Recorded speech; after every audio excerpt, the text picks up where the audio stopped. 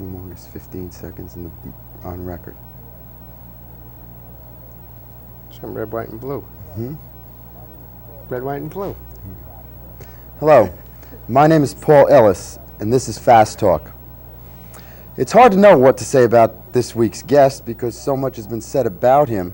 So I figure let's just begin with Abbie Hoffman. Hello, welcome. My first question really may seem a little silly, but how come while you were out of circulation on business, as you said, how come nobody found you? I would seem somebody would have walked up to you and said, gee, you know, you look just like Abbie Hoffman, or you sound just like Abbie Hoffman. Is it possible the FBI wasn't You mean when looking? I was a fugitive? Yeah. When I was underground, the FBI, if you went to them as a reporter, they would say, "We're looking very hard for him." When I surfaced, they had a press conference in New York, and they said, "Well, he got away with it because we didn't look for him." Mm-hmm. I've got 500 pages. They looked from day one right up until the last minute. In fact, about 5 hours before I turned myself in, they grabbed my car, being driven by two friends, and. Do you think they knew you were going to turn yourself in? The records show they never even came close, and there's a lot of things missing in the records, harassment of relatives and things like that. But they didn't catch me because they didn't. They weren't 500,000 pages. I mean, you know, I'm not. The thing that brought it up. It wasn't. It's a big country, and a lot of my background is very, very varied. Probably the best pool hustler on the left, for example. So that's like an offbeat, you know, kind of a combination. You're working as a so I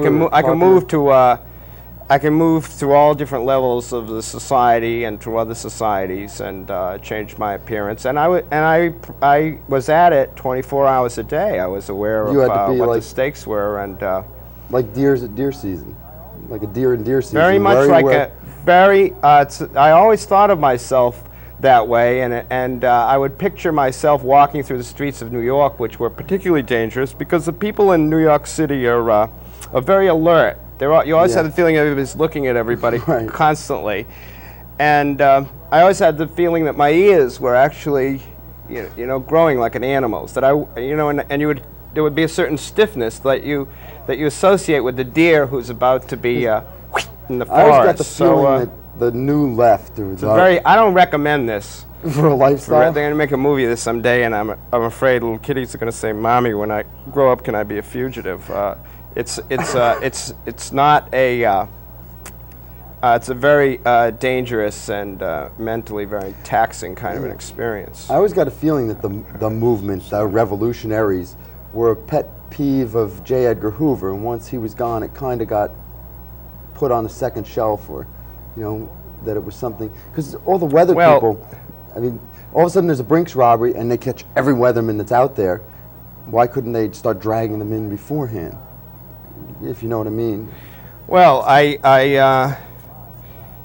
in this book that I have coming out in March, one of the things that I did when I was underground was I toured the new FBI building on the opening day, and I write all about it. And I said, well, I was kind of lucky because the FBI at that particular moment was at a low ebb. There were a lot of scandals around it. Public confidence had dropped from a high of 84%, giving it a most favorable rating in 1965 to 1967. Only 37% of the American population saying that the FBI was sacrosanct.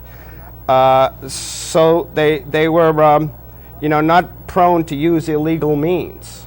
From what I can see from the pages that they've released to me through the Freedom of Information Act, and of course, again, you don't know what they're holding back, and I do know that they've definitely held back some things. They played it pretty much by the book. So if they played it by the book, there was no way really that they could catch me unless I caught myself. If they had used techniques that they had used prior to 1973 on me, of which there are 27,000 pages, 155 illegal wiretaps, burglaries. This is before you went underground. If they had done that, they probably would have had a better chance. Yeah. I think they can catch anybody. It's a question of how much money, how much manpower, You know, I mean, look, all of people in my network, my friends, I don't think you could have bought one for $100,000, and that's traditionally how they get their money, their information through. So good bribes, friends so they help. They don't catch. It's great mythology about fugitive life. They don't catch you. You catch yourself. Most people are very. There's 300,000 fugitives out there. Okay. And they don't get caught. They can't get jobs because they're they join the gypsy proletariat, and they often turn to lives of crime, or they're in situations where the police are constantly asking you for identification. If you move among that element of the population, where you're broke, where you're not employed all the time, we don't have 2.3 family, kids living in the suburbs, you find that there's a different America that you're in, and you're in America where the police are stopping you every minute. We have to take a quick break right now for a commercial, and we'll come back. Commercial? Commercials. No kidding. Yep. Hey, we're in this. Fancy.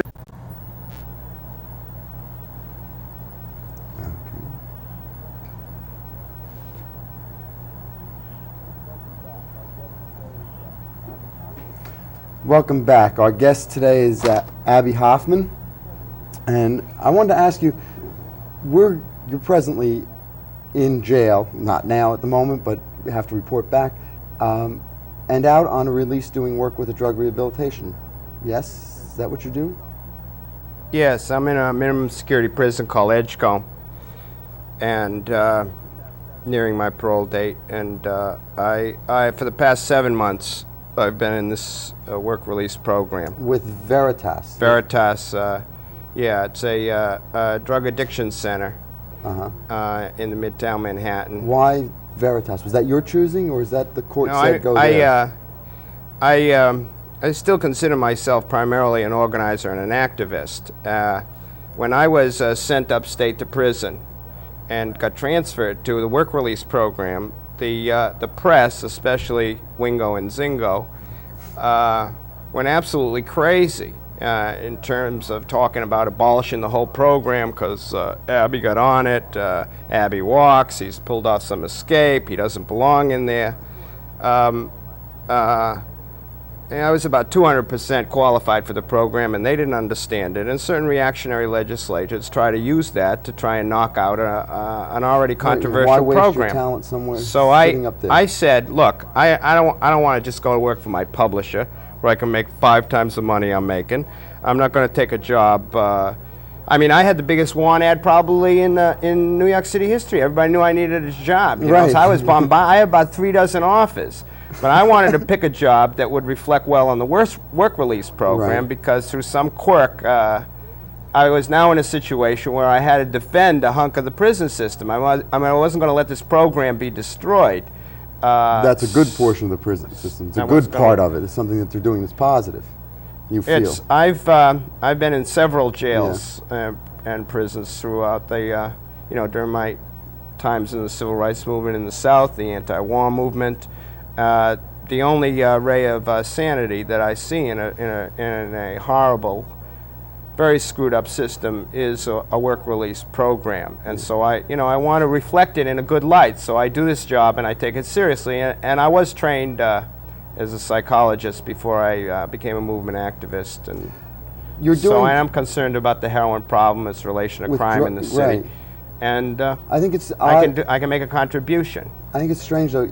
The yippies and the whole movement was very free drugs, free rock and roll, that kind of thing. No, it wasn't. That's the image, and it kind of. Well, I can't deal with the image. Yeah. You know, I can't. Okay, so it wasn't. I can't deal the Zingo, which is the Daily News, I think. I mean, they. I took out an ad in the Village Voice, and I challenged them to put all the articles about me since I've surfaced in a box, pick one at random, and if I couldn't find 3 factual evidence, I'd give $1,000 to the Policemen's Benevolent Association. Now, they never took up the challenge, and I would have smashed them. I mean, you're not.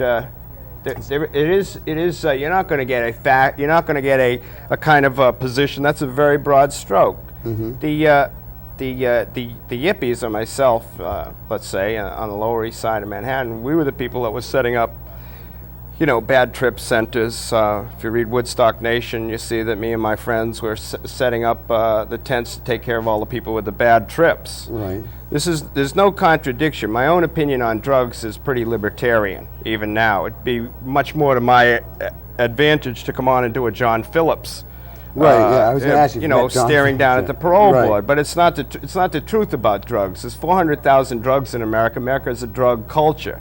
All drugs have a good and a bad component. There are some people that can use drugs. There are some people that experiment with drugs. There are some people that abuse drugs. And there are some people who get addicted to drugs. The addictive personality is a personality that has to be treated clinically. They're going to become addicted, whether the drug is legal or illegal. So that's the way, that is the honest way to approach drugs and look at them. The rest is politics, which almost by definition is lies. I can't think of anything in this society that's discussed in the mass media with more lies than the issue of drugs. So with Veritas, you do what? You just handed me an invitation for a benefit. This is a residential therapeutic community. Right. Do you work about as a 30 psychologist kids, there, mostly from the inner cities, late adolescents. They live there. They receive guidance, therapy. It's almost like a work release program in the second phase, in that they go out and get jobs and then they come back. We have tutorial programs where they get high school education, and it's done at half the price of sending an addict to prison, which is the general root of things. You picked this place. And it makes a lot of sense, and it's in financial trouble. Because of government cutbacks, programs like Veritas, maybe 50 to 80 programs throughout New York City, are threatened by it. So it has become, for me, almost a political issue in a sense, because it is symptomatic of what's taking place. As you just read about government cutbacks and you think it's a good thing, but I'm seeing the damage. I'm seeing kids lined up on the streets with no beds, and so we're trying to do something about it. We're having a benefit at Studio 54. Yeah, I would like to make that known. This is us. something you've worked on as a benefit coordinator. Your expertise in the movement was media. I mean, you were media. You seem to capture media. That's your version. That's not mine. I began as a community organizer in 1960. Some of my best work was done during the last 3.5 years under another name. Yes, it's totally other. Up in New York State. Other name, yes. The media is only interested in the personality, in the anecdotal information. I was going to lead up to that. Didn't they kind of use you? As anyone from any organizer from the moral majority probably would tell you, I'm a very dedicated and committed organizer with a shrewd. Don't you think that the media kind of used you and some of the other people in a way to make you into celebrities and to subvert? No. To kind of subvert the movement? Again, you're talking about a certain period, right, a Baroque era, in which the community became the whole country because the issues became very hot issues. Right. The Vietnam War went on and on and on, but I was reading your book. We're not talking about the years I spent in the civil rights movement. We're not talking about the years in the environmental movement. Well, that's what I was thinking. I was reading your book. But yeah, I have a sense of how things get communicated in the United States. What kinds of things are allowed? What kinds of things are not allowed? The idea that the form of communication that we have is basically soap opera. So people are more concerned with my personality and the anecdotal information than the ideas that are in my mind. Those are only Europeans that are concerned about that, you see. Okay, we're going to take a quick I've just looked break. at my Hollywood life story, the script, and I could be Farrah Fawcett Majors. Maybe Farrah Fawcett will play Abbie Hoffman. We're going to take a quick break and be right back. It's funny. Farrah.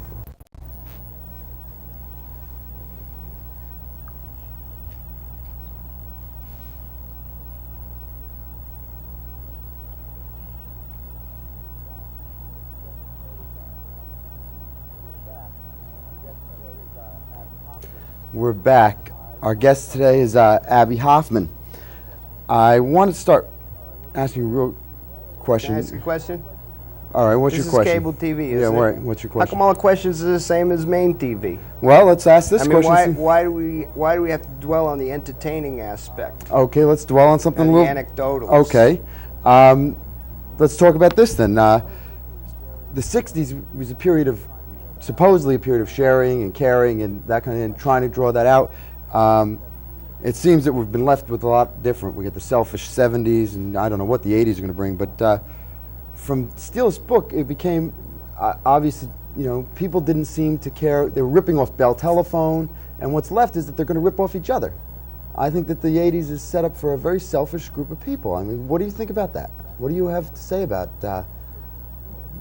that kind of an attitude was sort of destroyed over the past couple of years? You said stealing from big corporations okay. There's an individual greed that's present in our culture and is encouraged by capitalism.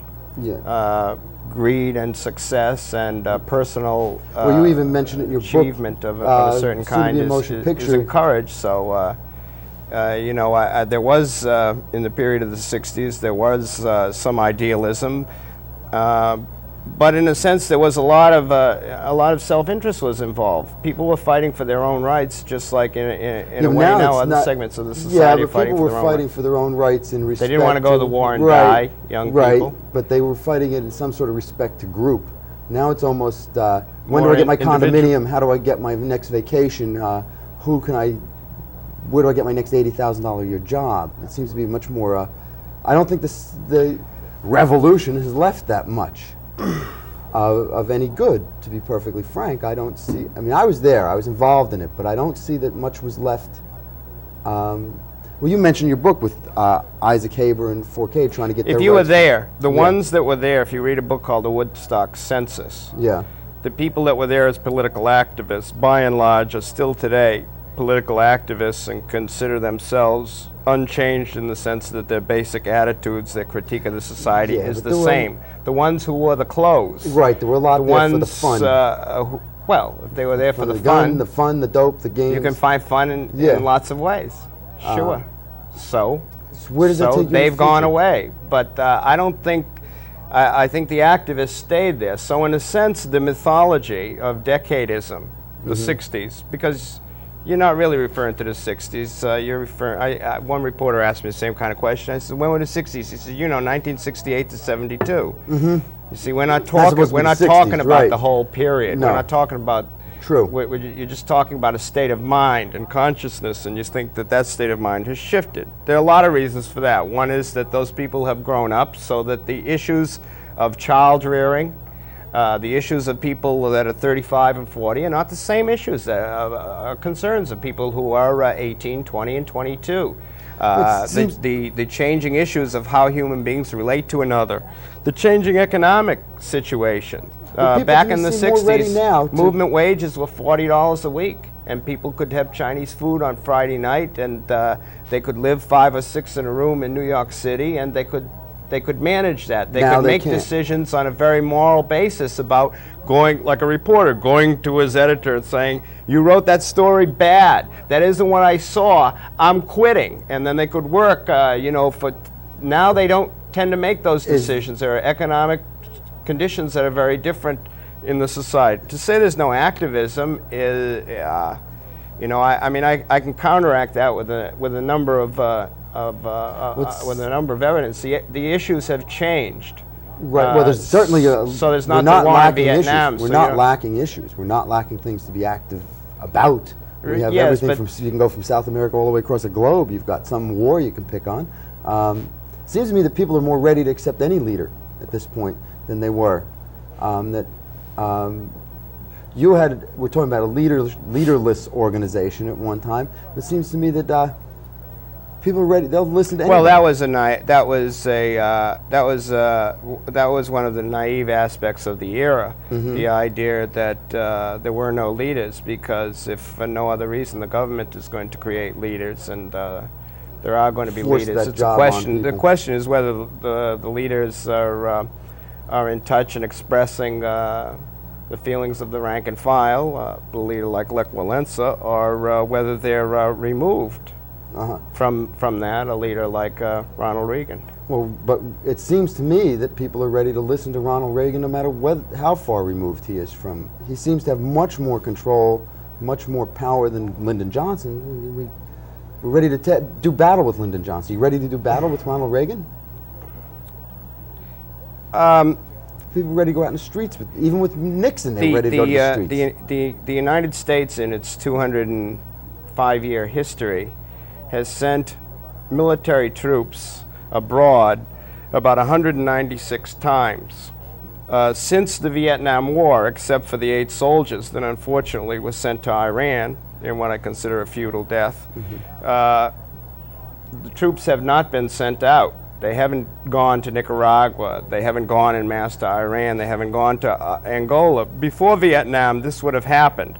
So there is the 60s in that sense. That spirit hasn't died, and America is not free to be the super top policeman of the world. And that role is not, you know, although there are remnants of that role and a kind of jingoism and a kind of what I consider to be a false patriotism that are strut about. Still, the troops aren't over there. Well, there's we've been trying to get a guest on here. We've been trying to get him, and we may get him very shortly, who's saying that there are soldiers, pilots flying in El Salvador, flying the helicopters, flying. And it's very yes, quiet. I read that in the New York Times today. That the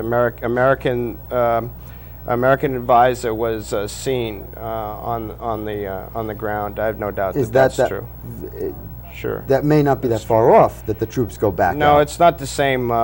They're not the same dynamics. And yes, it is possible. The greater threat is that America feels that it doesn't have the Army because the Army is a volunteer, and you're not going to get Latinos to go to fight in Central America. You're not going to get blacks to go and fight in Africa. Who's going to fight the next war becomes a very important. Not just heavy equipment.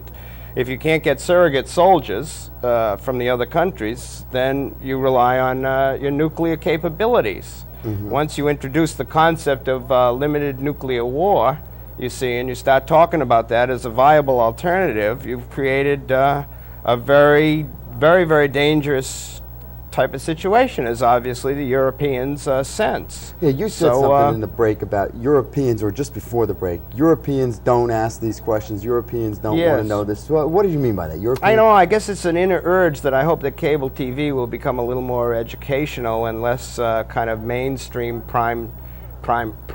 Actually, prime time as a term has replaced mainstream in the American lexicography. So, and one of my disappointments with cable TV is that it's more of the same old gluck in a certain way, and it's not exploring the outer edges.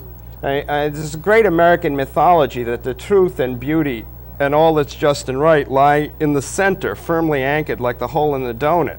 When most of the things that I found that are creative, that are exciting, without attributing any particular political slant to them, are definitely out on the edge. Right. And when the warden knows that I'm coming and everything, and they counsel me and they say, look, we know you got to go out, we know you got to talk about addiction, you got to talk about your job and everything, we can't shut you up, but don't say anything extremist. That's what they tell you before you just leave. Like stick in there. Right. So the narrow casting in cable television has gotten narrow to the center. It's very disappointing, and not to be. In the next book I have a whole analysis of the media, of which I'm supposed to know so much about. Yeah, well, that's we kind of pride ourselves on what a free press we have. If you take the 13,000 daily voices that are speaking to the American public in terms of radio, television, and newspapers, and you took their foreign policy in terms of the Mideast, you took their attitude towards the strike in terms of labor capital relationships, you're going to find 100% agreement right down the line. Now, the Russians, the clods that they are, have managed to come up with only one way of censorship. In the book I say that capitalists, especially us, being the inventive geniuses that we are, have come up with 999 others. But to assume that there's a free press is very dangerous, very erroneous, and I think cable TV has proven this, So what would you like to see? What kind of things would you like to see on cable TV? You say it's not serving a need. What would you like to see there? What kind of things Yeah. that I would like to see different? I would like to see different political viewpoints. Yeah, I think I think politics are the final. I would like to see a commie station. I don't know why it's not a commie. Out of 13,000 stations, out of I don't know how many cables. What are we told? You put up a dish, you can get 5 million right, stations. You got 81 from the, different channels on the dial. Why are they all strawberry, chocolate, and vanilla? I mean, in terms of the political thinking, a little pistachio, you know, a little this, a little that. I mean, Marxism, and I'm not. I mean, I am. You know, I'm more Groucho than Carl in terms of my. You know, I suffer from a typical American upbringing, classic comics, were the closest I got to any kind of serious thought in Western civilization. But I know that there's 1.5 billion people out there living under. We live on top of capitalism. You see, they live under communism. You know, you go to Europe, you can get you know, that's all they talk about. That's all they analyze. Marxist soccer, this and that. I mean, it is a philosophy that's out there. Socialism is an idea. Right. The idea that the oil industry should be nationalized, that everybody who's born should have the right to decent medical care. Well, the oil business these are like, you know, these are accepted by most of the people in the world. But in the United States, with our great freedom of choice, we don't have one channel that has this point of view. That's remarkable how that has happened. In this country, the oil business is J.R. Ewing. Everybody knows that. That's where they get their information. That's the kind of information I don't think that we have ultimate free choice, and I'm not as naive to think that ultimate free choice is decided out there in the streets. One of the things that happened in the 60s was that fashion, that the culture came from the streets in a certain sense. People were caught off guard by the music. They were caught off guard by the new political consciousness, by the underground press that was developing. And it took about 3 years before everybody closed in and figured out how to do it, how to use television, how to organize on